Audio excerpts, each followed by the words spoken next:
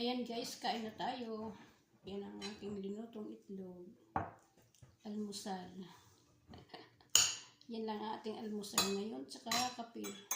Ayan.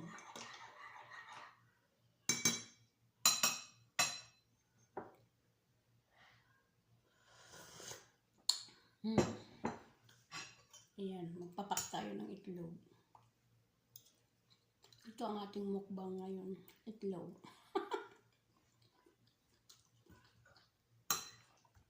Sarap.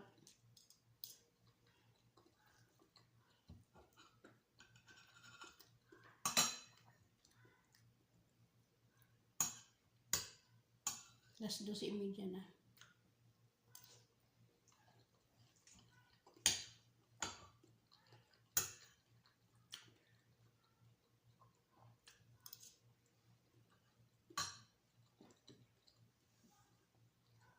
Kain tayo. Sabay na kayo sa akin. Sa inyo naman, tanghalian na ata. Lalo na sa Pilipinas. Tanghalian na. Kikisabay ako sa inyo. Sa ibang bansa naman, di ko na alam kung anong oras. Maraming salamat sa mga sumusuporta at nanonood sa aking mga video. Ito lang ang aking laging content ko guys, yung kain-kain, mukbang-mukbang. Kung mayroon ibang may upload, yun. Pero karamihan ko dito ay mukbang. Kasi ang iba naman guys, ina-upload ko sa YT ko. Kaya ganun. Kaya medyo mahaba ang aking upload kasi ang aking video kasi ina-upload ko sa YT ko guys. Ina-upload ko dito sa sa FB.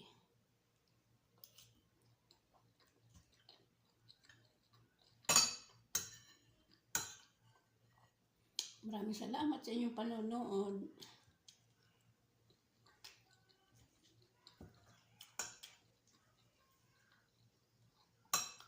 Para naman mag-grow ang aking content para makatulong din tayo sa ating kapwa natin mahihirap. Kahit na paunti-unti makakatulong din tayo. Ito ang pangarap ko sa buhay ko dito sa aking ginagawa. Sa pagkain naman, hindi ako nagpapainggit guys. Ito'y content ko lang ito video ko. Kasi mahirap dito sa Saudi. Hindi ka naman basta laging makalabas. Kung yun wala naman yung aking mga ibang gagawain dito sa bahay. Kaya habang kumakain, mag-video-video na lang ako para may upload.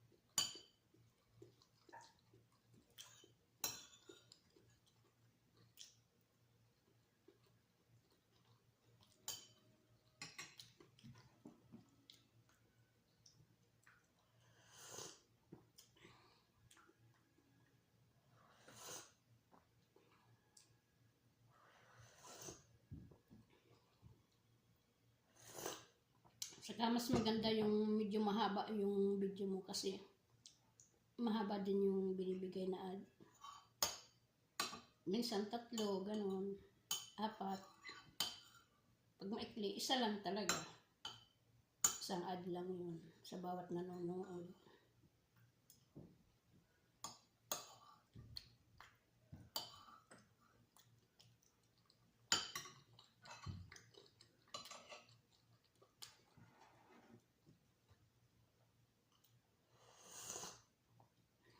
Kaya ko ito ginagawa kasi wala naman yung sahod ko dito talaga. Kulang na kulang. Wala nga ipon eh. Nakakautang pa. Sabi nga ng iba, milyonarya na daw ako. Oo, milyonarya niya ka. So, naitatapon yun. Inaamin, talagang totoo naman mga OFW, milyonarya. Kaso nga lang, yun nga lang, walang naiipon. Walang naiipon na pera. Milyonarya sa mga, alam mo na yun. Siguro, alam ko yung pag milyonarya, yung mga madadamot, ganun. Pero ako ngayon parang gusto ko na rin magdamot kasi wala naman ko naiipon eh. Wala naman ako naiipon. Sigang trabaho ko, wala naman ako nakakawakang pera. Pati sarili kong makabili, wala na rin.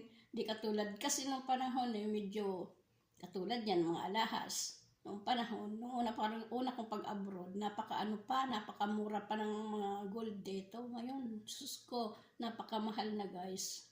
Kaya hindi na nga ako makabili-bili. Sobrang mahal na sahod mo tama lang na ibili sa gold. Kaya wag na lang. Grabe na ang mamahal ng bilihin dito rin ngayon. Hindi katulad sabi nga sa Pilipinas, ang mahal ng mga bilihin. Dito rin, sobra pa. Ang mahal. Kung ang 100 noon marami kaming nabibili. Ngayon ang 100 real, ilan na lang mabibili mo. Kaya yun. Parang Pilipinas din. Ang 1,000 noon, napakarami mo ng grocery. Dito, ganun na din. Kapag ang sabon na lang nga ng pangligong sabon, real na maigit. Magtakin mo yun, ilang mo lang yun. Katipirin mo na lang magsabon. Gawin mong 2 linggo ang isang sabon. Ganun. Dati ang sabon noon, yung malalaki, 1 real lang nung dumating ako rito. Hanggang sa 150, hanggang sa 2 real, ay hanggang ngayon, maigit 8 real na. Diyos ko. Ganon dito rin kamahal guys. Hindi lang sa isang kung saang bansa. Lahat, buong mundo, nagmahal ang bilihin. Ganon. Kaya napansin nga yun, dito nga sa bahay, dati, magsawa-sawa ka sa kakain. Pero ngayon, medyo tipid-tipid na rin. Kasi nga ang mahal eh. Ang mahal kung dami pang kakain. Sus Maria. Kaya yun, hindi lang sa iba, saan buong mundo, nagmahal ang bilihin. Ganon yun. Kaya yun, ako nga, katulad ko, sabi nga nila, tagal-tagal ko na daw dito, ang dami ko daw pera. Sa salita lang yun, maraming pera. Sa totoo, wala. Yun ang wala talaga. Diyos ko. Kaya yan. Kasi maliit lang naman ang sahod eh. Sahod ng mga katulong maliit lang, hindi kami nag-uopisina. Katulong. Ang katulong dito lang. Maliit ang sahod. Hindi kami nagsasahod ng 50,000. 100. Sahod lang kami hanggang 20 lang yun. Pero yung 20 yun, wala pa yung padala mo sa Pilipinas, na yun, padala mo sa Pilipinas, wala pang 1 buwan, ubos na, ilang araw lang yun. Kaya ayan, hindi maliit lang ang sahod namin, hindi malaki. Kung nagsasahod man lang kami ng 50,000, napakasarap. Kaso hindi yung iba nga mga tulad kong OFW, kahit yung nagtatrabaho sa labas, nagreklamo din sila eh. Dahil nga ganun ba. Kaya ayan guys, maraming salamat sa mga nasabi ko. Nag-emot-emot. Bye-bye. Thank you for watching. Ingat kayong lahat.